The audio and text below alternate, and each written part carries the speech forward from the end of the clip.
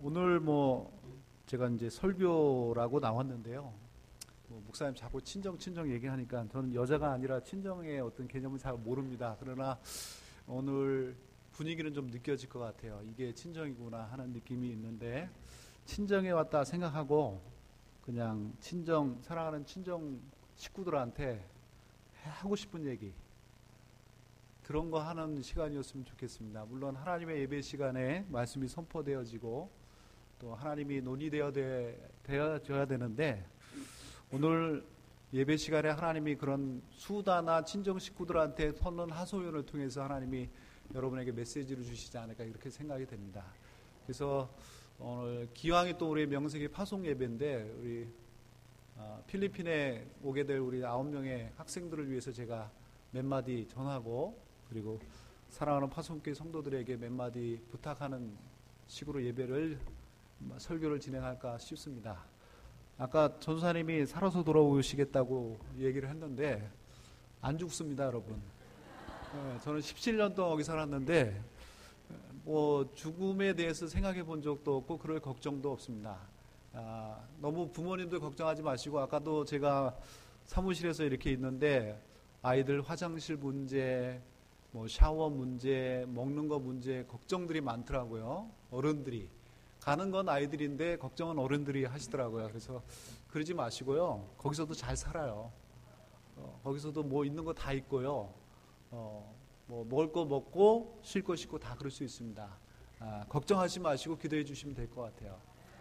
가는 9분한테 제가 이런 일이 없었잖아요. 제가 오는 분들만 받았지 가는 사람들한테 당부 말씀 드린 적이 없었는데, 나가 있는 선교사로서 또 우리 젊은 세대를 가르치고 있는 교육자로서 부탁을 드린다면 3가지 정도 기억했으면 좋겠습니다. 이번 사역을 통해서 여러 가지 일들을 경험하게 될 겁니다. 현지인들하고 생활도 하게 되고, 안 되는 영어도 써야 될 것이고, 정말 지저분한 아이들을 끌어안는 그런 시간도 있을 것입니다. 또 이가 디글디글한 아이들에게 머리를 감겨주기도 하고, 또 빵을 만들어서 나눠주는 그런 어떤 프로그램들도 많을 겁니다.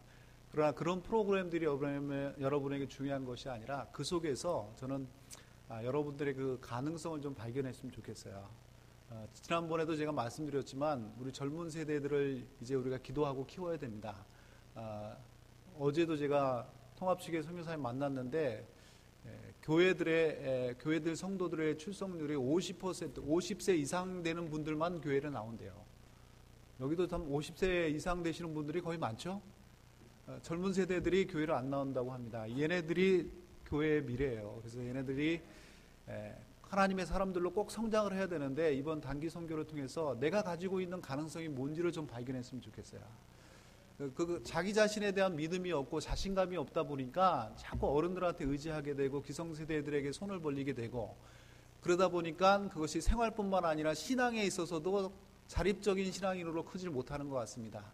척박한 환경이긴 하지만 그 속에서 내가 이런 것도 했구나, 내가 이런 것도 극복했구나, 이런 것들을 통해서 용기를 얻고 자신감을 얻고 자기가 하나님을 위해서 할 수 있는 가능성이 무엇인지를 발견하는 그런 시간이 됐으면 좋겠습니다. 가서 나 못해 이렇게 빼는 사람은 안 되고요. 아까도 율동하다가 손을 제대로 못 뻗는 자신감 없는 사람들도 봤습니다. 홍 목사님 아들이 아닌가 이렇게 싶은 생각이 드는데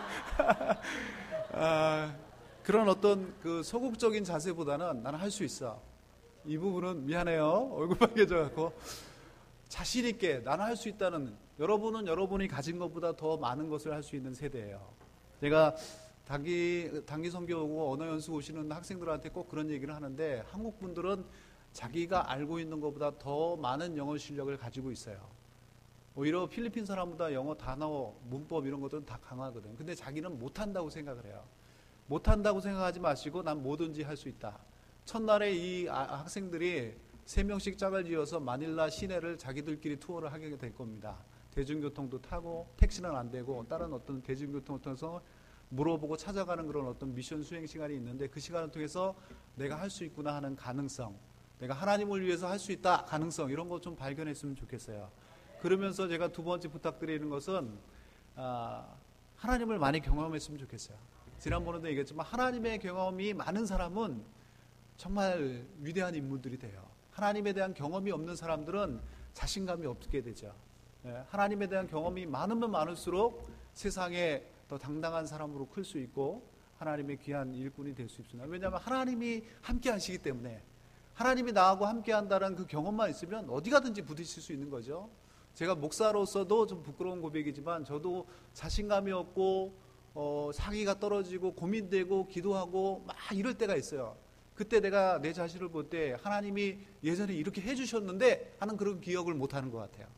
하나님이 예전에 그런 걸 해주셨는데 하는 기억을 하면, 하나님이 내게 기적도 이루어 주셨고 은혜도 주셨는데 하는 기억이 생각나면 걱정할 시간에 오히려 기도하게 되고 절망할 시간에 오히려 자신감 없고 이번에도 하나님이, 이런 어떤 기대감으로 나갈 수 있는 거거든요. 40년 동안 광야 생활을 하게 된 이유에 대해서 제가 설명을 드렸는데 12명의 두 그룹의 차이였습니다. 12명이 돌아왔을 때 10명은 자기의 경험을 가지고 가나안 땅을 바라봤어요. 그랬더니 자기는 메뚜기 같은 사람밖에 안 됐던 거죠. 그러나 여호수아와 갈렙은 하나님의 경험으로 가나안 땅을 바라봤더니 거기 살고 있는 사람들이 바보로 보였던 거예요. 함께하는 하나님 때문에. 우리 청년들이 아니라 학생들이 가서 기왕에 하나님을 좀 많이 경험했으면 좋겠어요.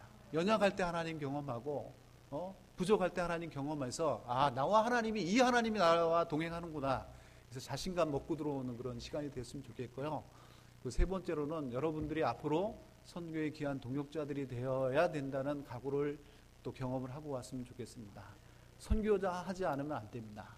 그래서 우리 이번 기회에 가는 우리 9명의 중고등부가 가능성 발견하고 그리고 하나님 경험 많이 해서 하나님의 귀한 동역자로 기회를 얻고 들어오는 그런 시간이 되었으면 좋겠고, 성도님들도 그렇게 기도해 주시면 감사를 드리겠습니다. 가서 김치 없어도 밥 잘 먹게 해 주십시오 그런 기도, 변기 커버가 없어도 볼일 잘 보게 해 주십시오 이런 기도보다는 하나님, 저 아이가 하나님을 경험하게 해 주시고 가능성을 발견하게 해 주시고 선교의 귀한 동력자가 돼서 돌아오게 해달라는 기도해 주시면 감사를 드리겠습니다. 다시 한번 말씀드리지만 안 죽습니다. 잘 살아서 돌아올 것이고 약간은 수척해서 돌아올 수 있습니다. 그러나 살아서 돌아올 겁니다. 걱정하지 마시고 제가 당부드린 세 가지 마음이 여러분에게 생기도록 단기 선교를 통해서 그렇게 본인들도 기도하시고 보내시는 우리 부모들과 성도들도 기도해 주시면 감사를 드리겠습니다. 친정 차원에서 우리 교회에게 제가 또 몇 가지 말씀을 드리겠습니다.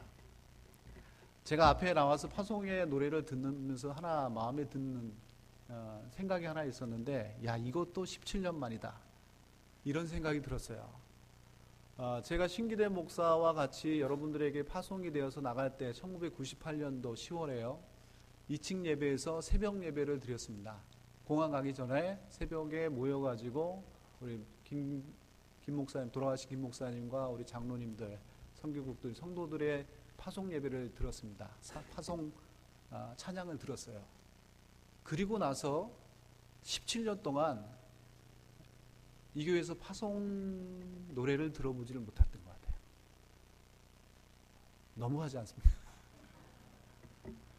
그러면서 17년 만에 우리 홍 목사님 오시고 파송의 노래를 한 번 더 들은 것 같아요.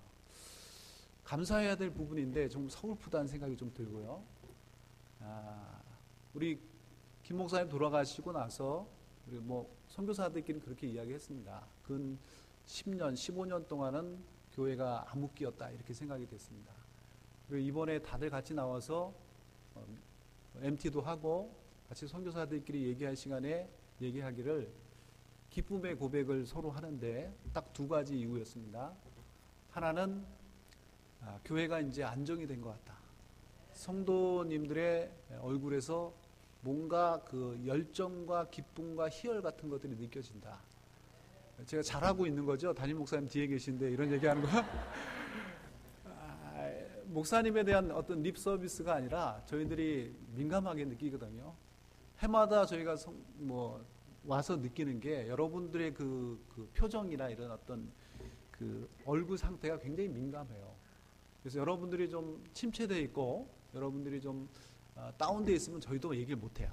그리고 얘기도 못하고 그동안은 15년 동안 제가 여기 선교 보고 시간에나 선교 얘기했지 사적인 데서 선교 얘기 그렇게 잘 못했잖아요. 어떤 그런 분위기였던 것 같아요. 제가 98년도에 신 목사님하고 같이 파송대 나갈 때는요, 군포서북교회는 선교에 미친 교회였어요. IMF 때라서 필리핀에도 거의 절반의 선교사들이 본국으로 귀국하는 상황에서 군포서북교회는 2가정을 전적으로 후원해서 파송했습니다. 그거는 뭐 여러분 생각하기에는 굉장히 간단한 문제지만 저도 간단한 줄 알았어요. 그랬는데 선교지에 도착하고 나니까 그건 어마어마한 일이었어요. 모든 선교사들이 짐 싸갖고 돌아가는 그 시절에 우리는요, $1에 1,600원에 육박할 때였습니다. 그때가. 그때 2가정이 쪼래쪼래 파송대에 나온 거예요. 그것도 협력 선교사 아니라 파송 선교사로 나왔죠. 그리고 김순규 목사님이 저희들에게 너희들 가서 죽어라 그렇게 얘기를 하셨어요. 거기서 죽어라. 우리는 너희들을 위해서 죽을 테니까. 한마디로 선교에 미친 교회였거든요. 3가지 표어가 있었는데 그 중에 제일 처음이 선교였어요. 제가 꼭 주보에 나오는 표어 중에 하여튼 선교의 어떤 선교를 위해서 사는 교회, 선교를 위해서 목숨을 거는 교회, 그런 교회의 분위기였고 그런 교회의 파송 선교사로 제가 98년도에 나갔습니다. 그러나 김순규 목사님 돌아가시고 나서 누구에 대한 원망이 아니라 교회가 선교에 대한 낱말이 좀 없어졌었어요. 제가 홈페이지에 정말 안 들어오는데요. 안 들어오게 된 계기가 언젠가 제가 홈페이지에 들어와서 교회 표어를 봤어요. 거기 선교란 낱말이 없어졌더라고요. 전 선교에 미친 교회에서 파송회대에 나왔는데 선교란 낱말이 없어졌어요. 제 순간에 그리고 여러 가지 선교, 제가 나와서 식사를 하면서도 제가 하는 선교에 대해서 이야기한 적이 거의 없는 것 같아요. 제가 들은 것은 아파트 시세 들었고 축구하는 얘기 들었고요. 사는 얘기 들었어요. 선교사가 같이 식사하면서 그런 얘기 들었던 거죠. 그런 마음에서 제가 주보에 선교 얘기 없어지고 또 선교사 같이 식사하면서 선교에 대한 것들이 타픽으로 있지 않는 교회면 그렇게 선교의 비전이 있을까 하는 의구심을 가졌는데 이건 제 생각만이 아니라 파송 선교사들이 다 그런 생각이 있었어요. 물론 개인적으로 만나면 정말 고마우신 분들이고요. 17년 동안 교회 차원에서 힘써서 선교에 후원해 주신 것도 잘 알고 있었습니다. 그러나 그런 것만이 우리에게 중요한 건 아니거든요. 성도님들에 대한 어떤 선교적인 관심, 선교사 개인에 대한 관심이 아니라 선교에 대한 관심, 그런 것들이 냄새로 흘러나오는 그런 단어들, 그런 거에서 선교의 어떤 열정이 솟고 위로가 되는 거죠. 근데 우리가 건 10년이 넘게 그런 것들이 좀 잃어버렸던 것 같아요.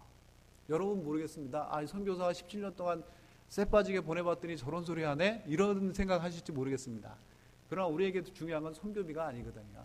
여러분이 가지고 있는 선교에 대한 마인드고 선교에 대한 기도죠.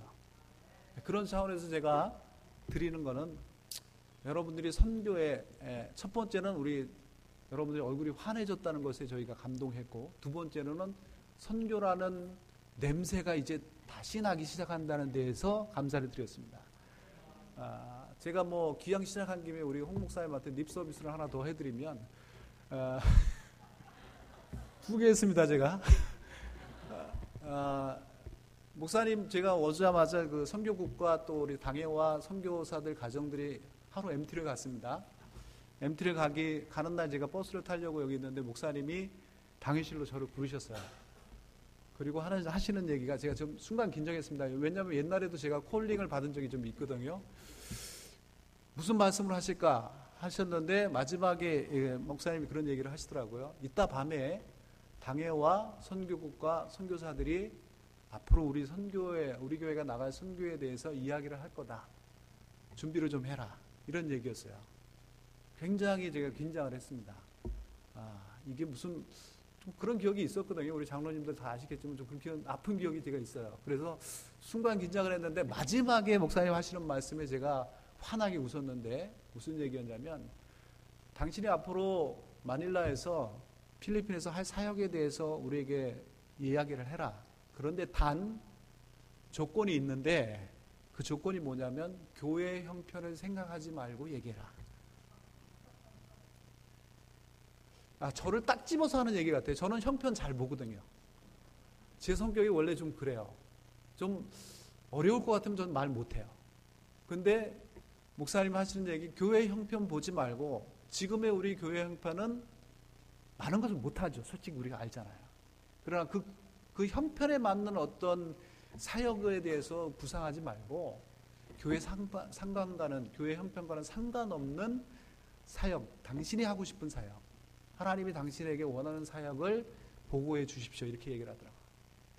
한 센텐스예요. 교회의 형편을 보지 말고. 이 센텐스인데 저는 15년 동안의 어떤 그 잃어버렸던 선교의 냄새가 느껴지는 거예요. 물론 우리 홍 목사님이 선교사님이 프로젝트를 올리는 거 내가 다 해줄게요, 이런 약속 안 했습니다. 그런 어떤 저에게 보장성 있는 얘기 안 했습니다. 그러나 말 한마디거든요. 이 말 한마디가 선교사를 춤추게 만든 거고 마음을 기쁘게 만든 겁니다. 저는 이런 목사님이 오셨으니까 여러분도 꼭 그런 얘기를 저한테 하지 않을까. 에? 선교의 어떤 냄새가 목사님뿐만 아니라 장로님들, 권사님들, 집사님들, 청년들, 학생들까지도 입만 열면 선교의 냄새가 나는 이야기, 그런 이야기가 우리들에게서 다시 한 번들 일어나지 않을까. 그래서 17년 전에 IMF를 팡팡 맞고 있는, 국가가 휘청휘청하고 있던 그 시기에 미쳐서 2명의 선교사를 전적으로 후원해서 파송했던 그 교회의 모습으로 다시 돌아가지 않겠느냐. 그런 기대에, 그런 어떤 분위기에 감사를 드렸습니다. 사랑하는 성도 여러분, 선교해야 됩니다. 교회의 첫 번째 사명은 선교예요. 예전엔 영혼구령 그렇게 이야기를 했습니다. 그러나 같은 얘기겠죠. 선교나 영혼구령이 같은 얘기라고 생각합니다. 선교는 바이러스예요. 영적인 바이러스입니다. 선교를 하면 이 바이러스는 옆으로 전파하게 된 거예요. 선교를 하게 되면 내가 손해보는 것 같습니다. 내가 시간을 투자해야 되고, 돈을 투자해야 되고, 내 정열을 투자해야 되고, 내 에너지를 투자해야 돼요. 마치 손해보는 것 같습니다. 그러나 그 선교, 그 내가 손해보는 것 때문에 하나님은 더 채워주시거든요. 교회사를 보십시오. 선교 안 하고 부흥한 교회는 없습니다. 여러분 잘 하셔야 돼요. 우리 교회, 우리나라에 있는 대형 교회도 치고 선교 안 하는 교회는 없습니다. 잘 나가는 교회, 하나님이 기쁜 마음으로 흠모하고 사랑하는 교회들의 모습을 보십시오. 선교는 넘버원인 거예요. 선교하면 교회는 부흥됩니다. 그리고 선교하면 우리 자신이 살아나게 돼요. 이건 영적인 바이러스 같아서 내가 선교하면 옆에 내 모습을 보고 옆에 사람이 다시 선교하게 되는 겁니다. 그래서 선교가 번져나가는 거죠. 선교가 이 교회에서 충만하게 해서 다른 교회로 번져나가면 그것이 또 다른 교회로 번져나가고, 그러면 우리나라의 모든 교회들이 살게 될 것이고 세계 전국에 있는 교회들이 살게 됐을 겁니다. 이 바이러스의 진원지가 우리 금포서북교회였으면 좋겠습니다. 17년 전에 우리 교회는 그런 교회였어요. 제가 같은 노예였기 때문에 알죠. 노예 많은 교회들이 우리 교회를 부러워했습니다. 김순규 목사님 성품은 좀 해도요, 선교에 있어서는 굉장한 어떤 존경심이 우리 후배들에게 주시는 분이었어요. 그런 교회의 모습이 여러분이 다시 한번 회복했으면 좋겠습니다. 어떻게 회복하느냐? 제가 오늘 본문에서 힌트를 찾았습니다. 사도행전 13장에 보면 안디옥 교회라는 교회가 나와요. 선교에 미친 교회, 선교의 냄새를 나는 교회, 안디옥 교회가 그런 교회였습니다. 안디옥 교회는 예루살렘 교회와 같이 초대교회에서 대표적인 훌륭한 교회죠. 근데 저는 안디옥 교회가 예루살렘 교회보다 더 훌륭한 것 같아요. 왜냐하면 이 교회는 선교에 미쳤던 교회거든요. 이 교회의 모습을 통해서 우리 구포서북교회가 선교의 냄새를 나는 교회로 다시 한번 탈바꿈하는 그런 계기가 됐으면 좋겠습니다. 3가지 팁을 제가 찾았습니다. 선교하는 교회가 되기 위한. 2절에 보니까요, 1절의 내용은 안디옥 교회에 있는 영적인 5 아버지들에 대한 이름이 언급되고 있습니다. 안디옥 교회는 굉장히 훌륭한 하나님의 종들이 많았지만 그 중에 이 5명, 1절에 나오는 5명들이 굉장히 훌륭했던 사람들인 것 같아요. 그 사람들의 이름을 놓고 이 사람들이 있을 때 일이 일어났습니다. 2절과 3절에 일이 일어나는데 어떨 때 성령이 임했습니까? 2절에 보니까 주를 섬겨, 누가 그랬습니까? 5명의 영적인 거인들이 그랬다는 얘기죠. 주를 섬겨 금식할 때 성령이 이르시되 내게 불러 이르시는 일을 위하여 바나바와 사울을 따로 세우라 하겠습니다. 사랑하는 성도 여러분, 언제 성령이 임했습니까? 한글 모르세요? 예? 금식할 때, 쉽게 얘기하면 기도할 때야. 언제 성령이 임했습니까? 금식할 때야. 언제 하나님의 사명이 주어졌습니까? 기도할 때입니다. 안디옥 교회는요, 처음부터 끝까지 기도하는 교회였어요. 쭉 읽으면요, 바나바와 바울을 따로 세우라 하시니 이들이 어떻게 행동했습니까? 이에 또 금식했어요. 그리고 기도하고 있을 때 성령이 임했고 사명이 임했습니다. 사명과 성령이 임한 후에 이들이 또 선택한 일은 기도와 금식이었습니다. 안디옥 교회는 쉽게 얘기하면 기도로 무장된 교회였고 기도로 항상 준비되어 있는 교회였습니다. 어떤 교회가 선교를 잘합니까? 돈 많은 교회 아니에요. 기도하는 교회입니다. 기도하는 자들에게 하나님이 성령이 임하시고 기도하는 자들에게 하나님의 사명이 임하게 되는 겁니다. 기도하는 사람들이 영혼의 소중함을 알게 되고 기도하는 사람들이 하나님의 비전을 보는 사람들입니다. 이런 사람들에게 선교할 수 있는 자격이 주어지는 거죠. 이제까지도 우리 군포서북교회가 기도 많이 하는 교회로 제가 잘 알고 있습니다. 중보기도팀이 있고 기도팀이 있고 언제든지 기도하는 분들, 금요기도에도 우리가 열심히 하는 교회잖아요. 그러나 더 기도해야 될 것 같아요. 하나님의 성령이 임하고 우리가 좀 더 선교의 아름다운 교회가 되기 위해서 더 기도했으면 좋겠습니다. 기도하시는 분들만 하지 마시고 안 하신 분들도 기도했으면 좋겠어요. 선교는 어떤 특정한 사람들만 하는 게 아니라 교회의 구성원 모두가 해야 되는 거죠. 교회는 건물이 아니라 사람들이기 때문이에요. 하나님의 이름을 영접한 사람들, 하나님의 이름을 전하는 모두가 해야 될 일인 겁니다. 모두가 다 기도해야 되는 거죠. 권사님이 하시면 됐지, 장로님이 하시면 됐지, 이런 핑계, 이건 참 어이없는 발상인 것 같아요. 모든 사람들이 기도에 동참할 때 우리 군포서북교회가 선교하는 교회로 다시 한번 하나님의 쓰임을 받을 거라 그렇게 생각이 듭니다. 두 번째 보니까요, 2절의 본문이 읽었던 얘기인데 안디옥 교회는요, 순종의 결단이 있었던 교회 같아요. 그들이 금식하고 기도했을 때 성령이 나타냈고 무엇을 요구했습니까? 무엇을 요구했죠? 바나바와 바울을 파송하라는 거야. 따로 세우라. 다른 곳으로 보내는 거야.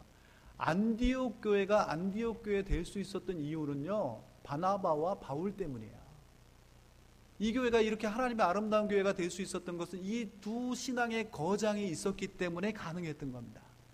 바나바와 바울을 통해서 교회가 교회화되어졌고 선교하고 기도하는 역사들이 일어났습니다. 근데 하나님이 오늘 그런 사람들을 보내라는 거예요. 우리 교회의 가장 중심이 되는 사람들, 없으면 안 되는 사람들, 하나님의 영적인 어떤 속된 말로 영빨이 팍팍 꽂혀 있는 사람들, 그 사람들이 우리가 교회에 없으면 안 될 거라는 생각이 드는 그 사람들을 오늘 보내라는 거예요. 그러면 바울과 바나바가 가는 곳은 좋겠지만 안디옥 교회는 어떻게 하는 거예요? 나한테 훌륭하게 내 교회에 없으면 안 되는 사람, 이 사람들의 자리는 어떻게 된다는 거예요? 누가 메꿔야 되는 거예요? 이 명령과 이 사명을 받았을 때 안디옥 교회는 굉장한 고민에 빠졌을 거라 저는 그렇게 기대합니다. 그렇게 추측해요. 이 사람 없으면 안 되거든요. 하나님 딴 사람 보낼게요. 이 두 분은 안 됩니다. 우리 목사님 없으면 어떡합니까? 안 됩니다. 고민했을 겁니다. 그러나 안디옥 교회는 금식하고 기도한 후에 하나님이 명령하는 순종을 결단하게 되는 겁니다. 그래, 바울과 바나바를 보내자, 파송하자. 그들이 바라볼 수 있었던 것들은, 순종하고 결단할 수 있었던 이유는 하나님의 의지가 본인들의 유익보다 앞섰기 때문일 겁니다. 하나님의 뜻이 본인들의 필요보다 앞섰기 때문에 보낼 수 있었던 겁니다. 오늘 우리가 왜 힘 있는 그리스찬으로 못 살아갑니까? 왜 우리에게서 영적인 영향력들이 못 나옵니까? 내 유익이 하나님의 의지보다 앞서기 때문입니다. 하나님의 뜻보다는 내가 하고 싶은 것, 내게 필요한 것을 우리가 먼저 찾고 그것을 더 중요한 것으로 여기기 때문에 우리에게서 영적인 파워가 없어지는 거죠. 내 필요가 아무리 간절할지라도 하나님이 원하신다면 순종의 결단이 있을 때 그 순간 역사가 일어나는 것이고 하나님의 기적이 일어나는 것이라고 생각합니다. 선교하는 교회 쉽지 않습니다. 눈에 보이지 않는 곳에 우리가 물질을 드려야 되고, 눈에 보이지 않는 곳에 우리가 관심을 가져야 되고, 선교사들 우리 좀 많습니까? 우리 군포섭교회 필리핀에만 4명이잖아요. 저도 죄송해요. 좀 다른 나라에서 왔으면 좋겠는데 매번 필리핀이잖아요. 여러분 참 어려울 겁니다. 한 교회에서 필리핀에 이렇게 미쳐서 무슨 우리가 필리핀하고 MOU를 맺은 것도 아니고 왜 이 나라에만 이렇게 이런 어떤 부정적인 얘기도 많이 생길 겁니다. 그러나 하나님이 기뻐하는 일이라 그렇게 생각하게 됩니다. 제가 필리핀 선교사니까. 여러분의 유익, 여러분의 필요, 그것보다 하나님의 유익이, 하나님의 의지가 앞섭니다. 그 인식이 우리 안에 가득할 때 우리는 영적으로 결단할 수 있어요. 그리고 순종할 수 있습니다. 선교는 그렇게 하는 것 같아요. 내 필요를 앞세우면 선교 못합니다. 내가 하고 싶은 취향을 앞세우면 선교 못하죠. 하나님의 의지가 주어졌을 때 내 것에 손해를 보더라도, 내 것에 대한 어떤 유익이 떨어지더라도 순종함으로 결단하십시오. 그러면 하나님이 역사를 이루어 나갈 것입니다. 안디옥 교회는 세 번째로 구제하는 교회였어요. 정말 사도행전 11장에 보면 예루살렘 교회로부터 흉년이 들어서 사신이 내려옵니다. 그래서 안디옥 교회에게 후원할 것을 요청하죠.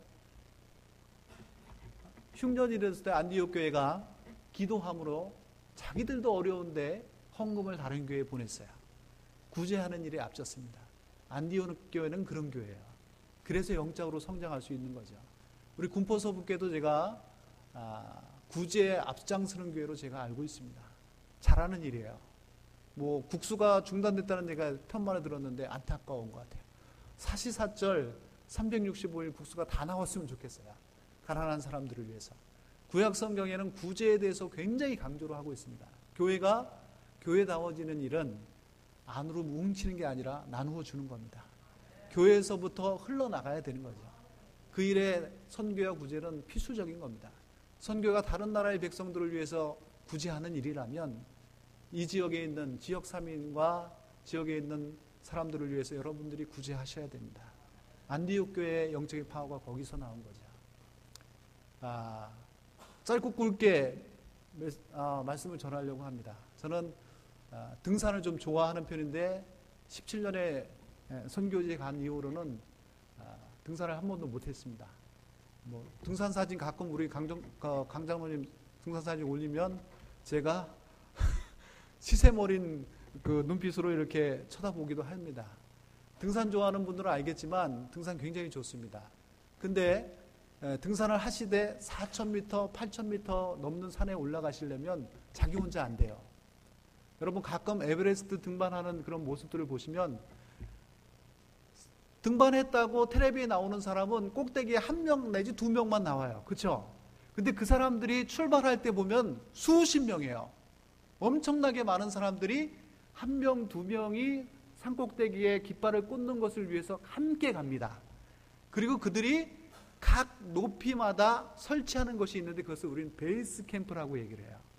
그러니까 각 위치마다 베이스 캠프를 설치하고 다음 단계까지 올라갈 수 있는 일을 지원을 하는 기간이 베이스 캠프인 거죠. 그래서 8,000m 꼭대기에 그 베이스 캠프들의 지원을 받아서 단 1명 또는 2명이 올라가서 깃발을 꽂게 되는 겁니다. 그게 큰 산을 등정하는 방법이죠. 저는 교회가 영적인 베이스 캠프라고 생각을 합니다. 여러분들이 선교에 깃발을 꽂는 분들은 분명히 아닐 겁니다. 그러나 여러분들의 후원과 여러분들의 관심과 여러분들의 공급에 의해서 누군가가 척박한 선교지에서 깃발을 꽂게 될 겁니다. 그리고 그것이 하나님에 대한 승리로 선포되게 될 겁니다. 여러분들은 영적인 베이스 캠프입니다. 만약 베이스 캠프에서 통신이라든지 날짜라든지 식량이라든지를 제대로 공급해 주지 않으면 결코 누구도 정상에 올라갈 수 없습니다. 선교는 유기적인 것입니다. 같이 하는 겁니다. 여러분, 사랑하는 여러분들, 여러분 교회가 다 안디옥 교회가 됐으면 좋겠습니다. 저희는 나가서 바울과 바나바가 되려고 합니다. 그래서 신기대 목사 이름이 폴이잖아요. 바울이잖아요. 물론 저는 바나바는 아니에요. 그러나 영적인 폴과 바나바가 되려고 노력하겠습니다. 여러분들은 베이스캠프 안디옥 교회가 되었으면 좋겠습니다. 말씀을 맺으면서 제가 감사의 표현을 한번 드리고 싶습니다. 지난번에 여러분들이 정말 어려운 가운데 촬영 헌금을 해주셔서 저와 우리 사랑하는 가족들이 하나님의 기적을 체험했습니다. 기대하지 않았던 일이에요. 기대하지 않았던 일이고 필요한데도 불구하고 생각하지 못했던 일이죠. 그러나 여러분들의 어떤 이렇게 얘기하면 안 되는데 저는 될 거라고 생각 안 했어요. 그냥 던져놓은 얘기였어요. 근데 여러분이 해주셨어요. 제 믿음이 연약했던 것들을 사과드립니다. 그러나 하나님은 연약한 믿음 또한 사용하셔서 여러분의 믿음의 양분이 되었던 것 같아요. 여러분의 그 기도와 후원 덕분에 선교지에서 제가 요즘 대중교통을 안 이용해도 됩니다. 물론 여러분이 보내신 차는 제가 안 타고 우리 한민자 사모가 탑니다. 그러나 저희 사역이 다르기 때문에 매번 제가 양보하고 남자다 보니까 대중교통으로 시꺼먼 매연을 마시고 다녔었는데 여러분의 그 기도와 후원 덕분에 이제 좀 더 빠른 선교를 할 수 있게 됐습니다. 감사합니다. 여러분이 보내신 그 정성과 사랑과 희생에 부끄럽지 않게 잘 사용하겠습니다. 그리고 그걸 통해서 하나님 나라가 확장되고 선교의 귀한 영적인 깃발을 더 많이 꽂는 도구로 사용할 것입니다. 감사합니다. 기도하겠습니다.